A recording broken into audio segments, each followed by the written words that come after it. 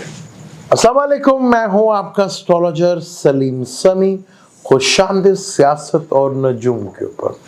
कल 1 मई था तो लेबर डे, पर बेचारी लेबर सारा दिन काम करती रही और अफसर सारा दिन आराम करते रहे। दिन किसका मना कोई और था। ये है हमारी बदकिस्मती। वो कहा जाता है ना हमारे मुल्क में, कच्चे के डाकू बड़े खतरनाक हैं। कच्चे के डाकू शायद इतने खतरनाक हो जितने पक्के के डाकू खतरनाक हो हमारे में। जुपिटर का ये ट्रांजिट पाकिस्तान के बाय बर्थ चार्ट के हिसाब से दूसरे घर में आया है, पर जुपिटर कल 1 को आ तो गया है, पर 6 तारीख को कम्बस्ट हो जाएगा 2 जून तक।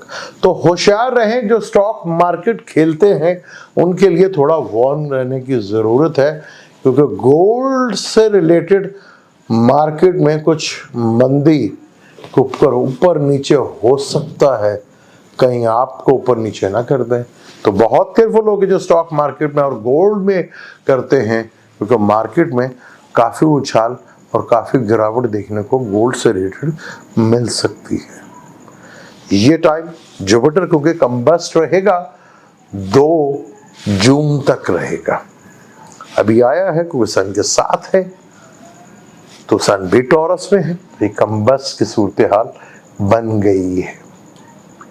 पर यहाँ पर क्योंकि जुपिटर जो है टॉरस में जा चुका है और वो एरीज में अभी तक, पर यहाँ पर कम्बस्ट की सूरत में जा रहा है, तो स्टॉक मार्केट में काफ़ी कुछ उछाल देखने को मिलेगा और बैंकिंग सेक्टर के लिए कुछ परेशानियां भी खड़ी हो सकती हैं। और पाकिस्तान के तो दूसरे घर में आया है जहां राहु बैठा हुआ है, और कुछ कुदरत के आफात भी आ रही हैं। हमारे मुल्क में तो कुदरती आफात भी हमारे पक्के के डाकू के लिए बहुत अच्छी चीज़ें खबरें ले आता है। इसको डिटेल की बात करेंगे। स्टॉक मार्केट वाले बहुत केयरफुल होंगे।